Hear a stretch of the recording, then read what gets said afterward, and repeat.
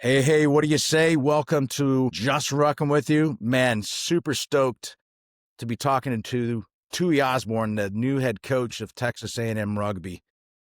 What's happening, Tui?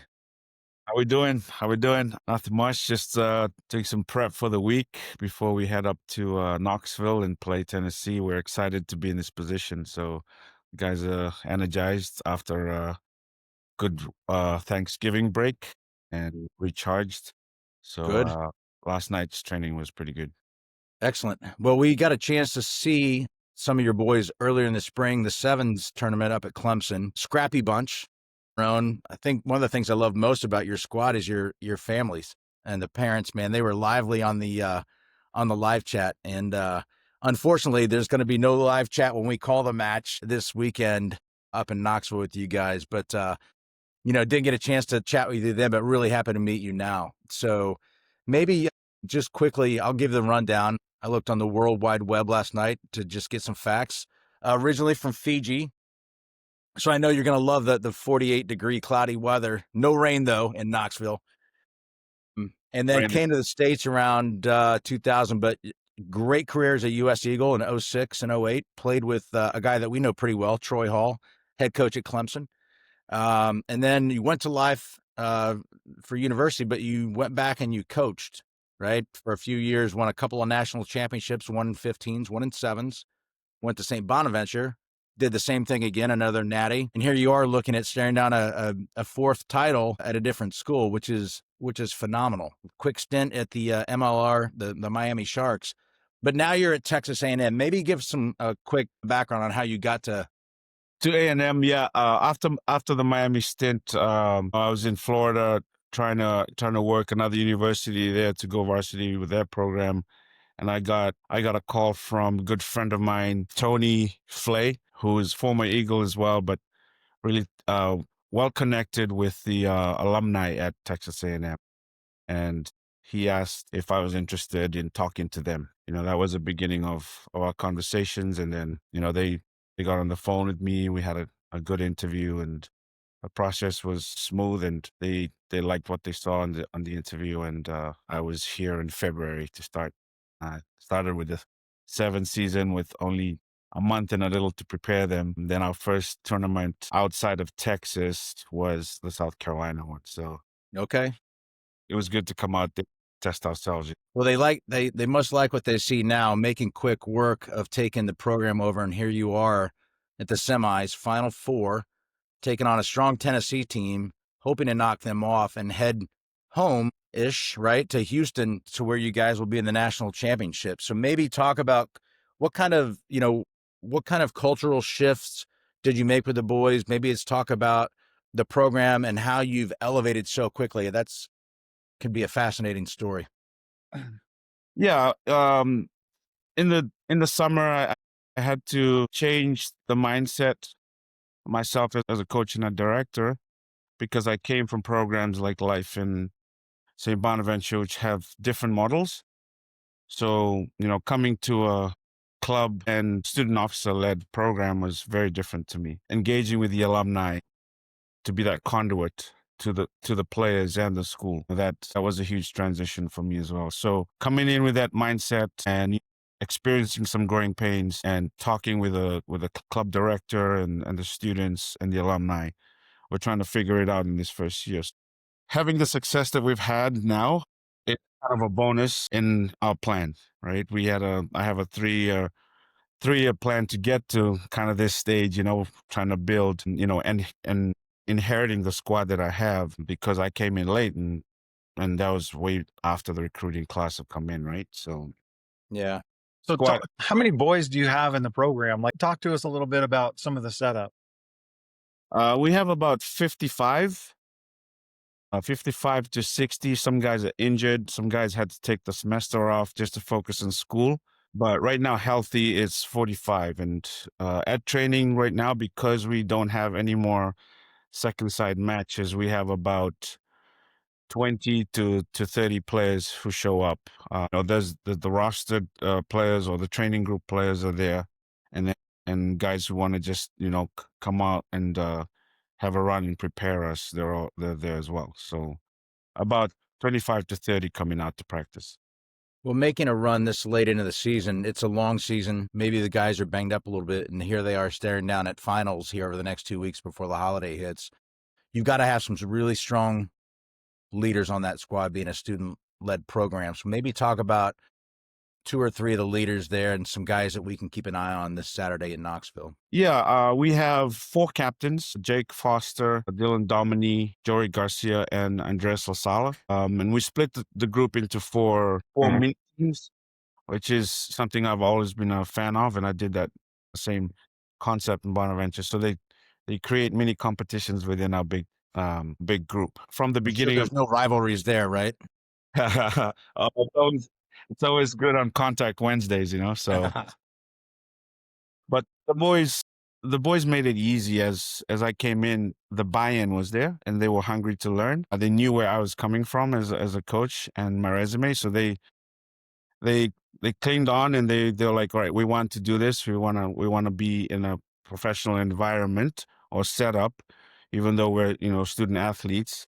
So the buy-in was there from day one. We did a good preseason week without any classes, and that bond is kind of carrying on right now. And you talk about culture shift, it's a cliche of a word, but you try and build the relationships with the players so they can trust you, they can love you, and run through a wall for you. And that's something I always try and do with the players.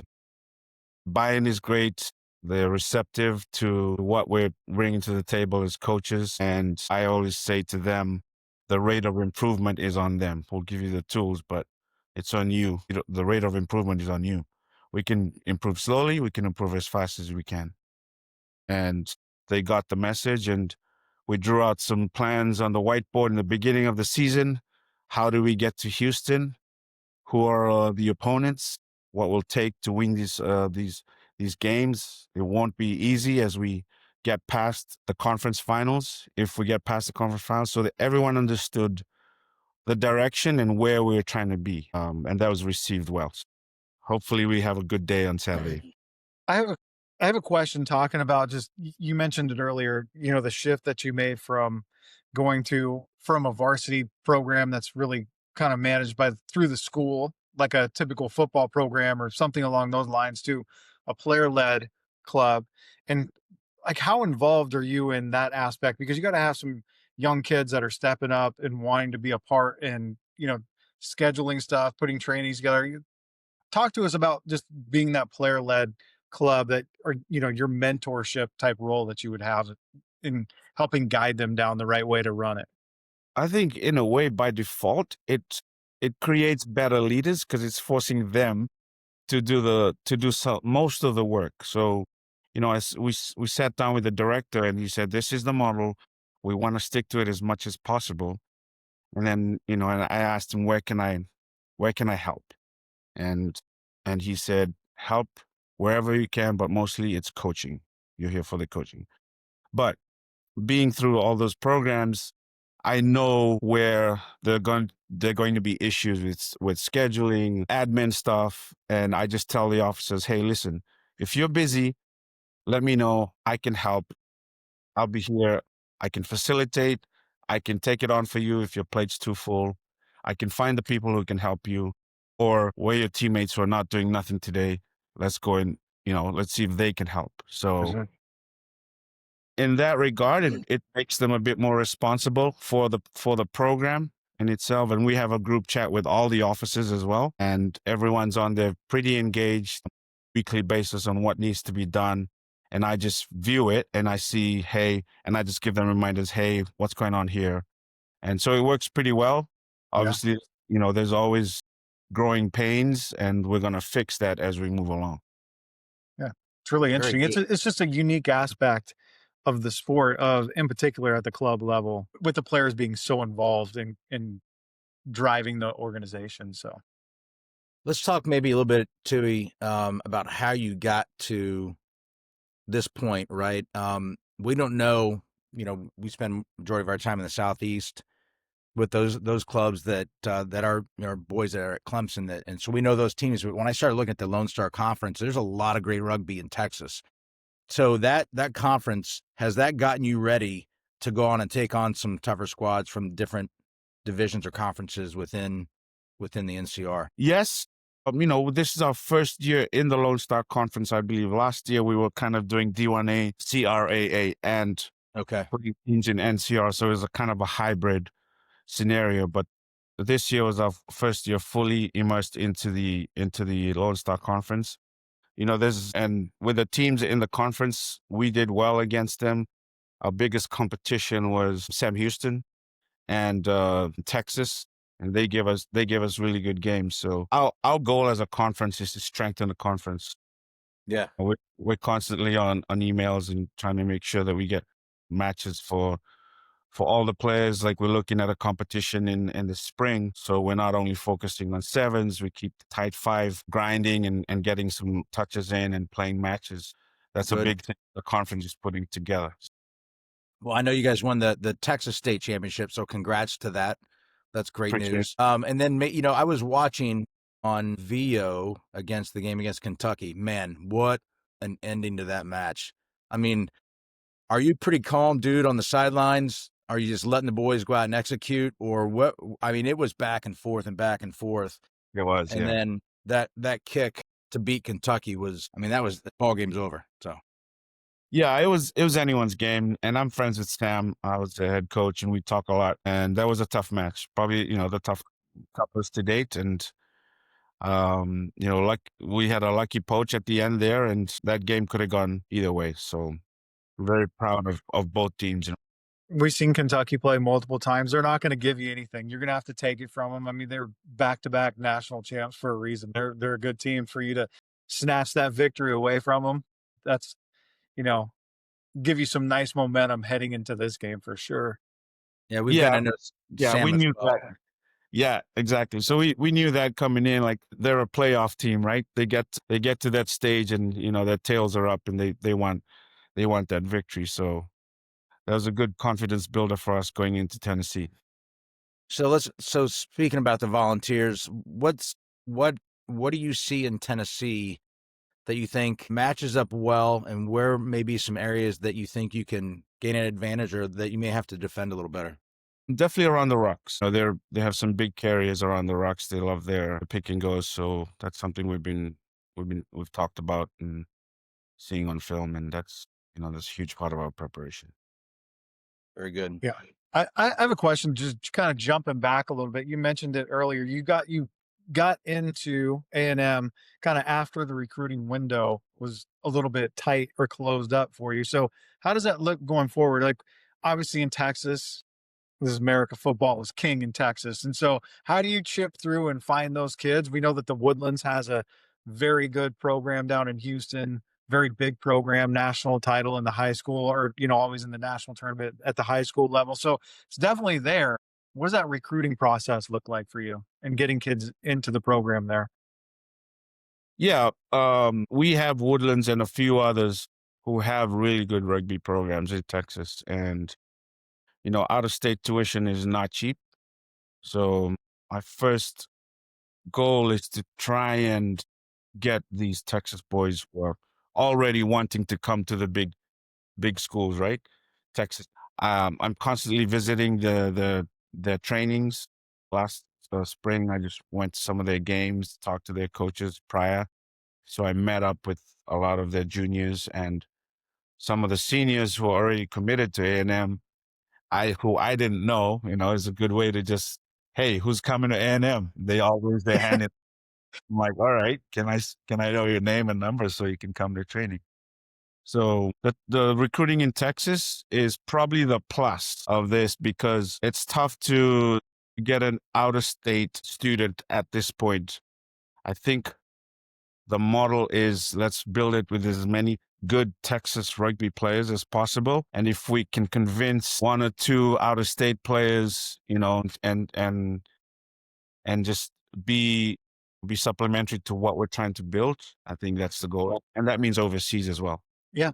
How many guys are coming into the program where they've never played before? Maybe their high school football career is over and they're still not ready to give up, competitive sports. How crossing over, or is it the majority of? We have a few walk-ons, and I think we have two that are fresh and haven't touched a rugby ball since before February, and they're on the 23. And you probably could spot them out when they came off the bench against Kentucky and committed penalties right away.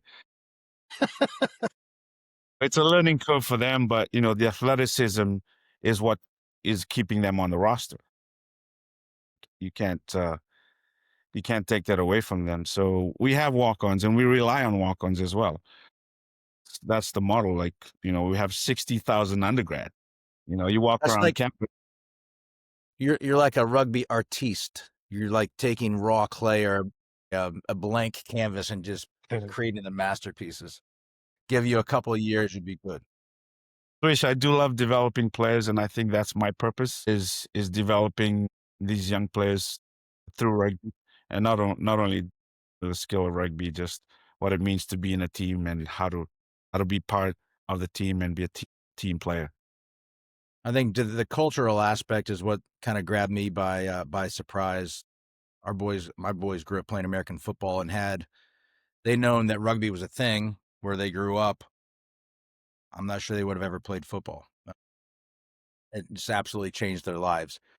So maybe speaking about that, one thing I want to ask you, like these past championship squads that you've coached and been around, what kind of DNA do you see in your current Aggies squad that remind you of some past championship teams? I think they have the will. They have the will, and they want to do it. One of us, our center came to me in our previous match. Hernandez was, one to watch out 13. He's like, "Coach, I don't want to lose this game." So just that will alone, that energy alone, and these guys have it, and the belief that they have, right? The belief that they have, we just got to go and convert that belief into what we've been learning for the last few months. And we had some very bad performances in our matches in the conference, so a lot of those mistakes we're trying to fix it for this weekend. Half flawless game. Yeah, you're looking for guys that love to win, but Yes. absolutely hate losing. Yes. Yeah, winning's fun, but hating to lose is a big motivator to make that extra play, that extra step, that dive, that ankle tap that saves a try, something like that. I mean, that's that extra grit that it takes. Yes. It seems like. Very good. Well, I've got the war song or the fight song tuned up, so when any of your boys get a chance to dot one down over the try line, you may hear some of that hula baloo connect going on. You'll hear those. Yeah, it'll be great. Well, one thing about doing games from Tennessee is that it does pick up some good sideline noise. I mean, we're right on top of y'all, and so we'll hear it, and it just adds to the flavor and the excitement of the match. We love calling games at that Tennessee Rugby Park. It's gonna be pretty electric. So Yeah. Yes, sir. Ryan, any other rugby questions? I've got one personal question or two or three. Yeah, I was going to ask, like one of the other things, that seems to be always a unique situation with rugby is the pitches that you play on. So what's your situation at A&M? Do you have a dedicated pitch? Are you practicing on campus, off campus? Talk to us a little bit about that. Yeah, we're practicing on campus in the Penberthy complex, and it's also our home field. So we have 2 grass fields, and there's options for turf. Excuse me. There's options for turf. Sorry, and depending on the weather, we go on the turf. But all the guys prefer the grass, so when we schedule it in the beginning of the year, it's in grass. Yeah, that's awesome. Yeah, because that just seems to be always a battle. That's it just kind of popped in my mind when Swish was talking about the Tennessee part because it's a good setup. I mean, it's a nice field, press box, all that kind of stuff. So it's legitimate. All right, so that was Tui's alarm going off saying I got to get rid of these guys here. So let's wrap this thing up. Super excited to ask you a couple questions about your music. It's cool to talk rugby, but I'm kind of a music guy. So you've got a great silky voice. You've got some good chops on the guitar. I think it looks like you're playing a Martin. Is that correct?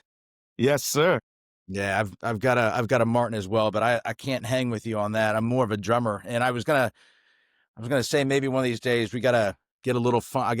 I do more hand drumming. Djembe and some cajon would fit right in Oh, nicely with that reggae vibe that you got going on, man. that's the best, man. Might have Yeah, to put my guitar on this trip. I know. It's maybe there's a rugby benefit concert that we pull off together one of these days somewhere. It could be pretty cool. But no, I was actually really surprised. And I was listening to it last night, and my wife walked into the room, and she's like, "Oh, who's that?" I'm like, it's just some new artist that, an up and comer. He's gonna be big. Yeah, he's just an up and comer, but he's got it. So no, it was great, man. You got some original tunes. Love the covers that you do as well too. I caught the Free Falling, and there was a good Prince tune in there, man. It's pretty cool. Appreciate you, man. Thank you. What do your players know that are you undercover cool with them, or do they just think, it's just Tui? No, they have it all on their phones, and they Yeah. say they play it a lot, when they hang out. Yeah, I try not to bring that to practice a lot, but they know they've seen it, and Yeah. no, Well, it's very great. impressive, man. Pretty Yeah, I cool. appreciate you. Yeah. Good. All right. Well, listen, I know you got a long trip up to Yeah, I got one Knoxville. more question before we wrap up, Swish. See One what he more does. question. He's bossy. He always No. interrupts. That's fine. So, No, I mean, you asked it in other interviews, and I think it's a great way to kind of wrap up. If you were to describe Aggie rugby in 3 words, what would they be? Passionate, connected, and driven. And that comes from Old Maroon, who, if it wasn't for them and their alumni association, if it wasn't for them, I wouldn't be here. And they're pushing this, and they want the success of this program to move forward. And, they kept the flames alive in the past years and helping the current students. And, this year is the most engaged they've ever been. And we want to continue that. Building a relationship with the students and the school is probably the best it's ever been this year. So we want to continue and grow that. And all of the effort that's done behind the scenes is coming mostly from them as well as the school. Yeah, that's fantastic. Sorry, Swish. no, it's a good one. I forgot to Yeah. ask it. And you should remind me to ask one more. So you're not done yet, Tui. All right. So fill in the blanks. This is the last one, I promise. Fill in the blank here.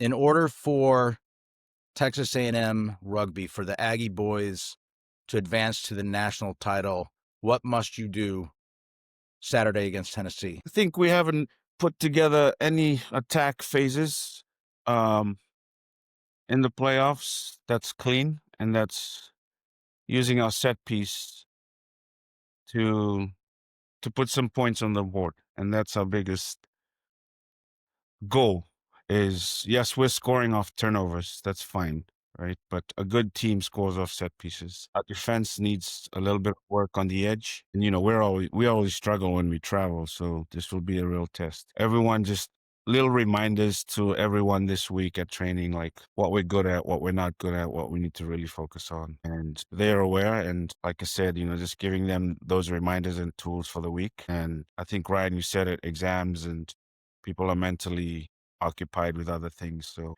just getting them on the same page mentally, because they've already played a really good game in the past. Just bringing that feeling back for Saturday is what I need to do as coach and the staff. And I think they'll have a good game fight if we bring that. Well, it's a very raw, honest, and authentic approach, right? I like know what you're good at. Maybe sometimes it's even better to know what you're not as great at so you can help compensate and build for that. So Tui, man, it's been an honor to meet up with you and catch up and talk a little shop. We're excited to see you Saturday in Knoxville.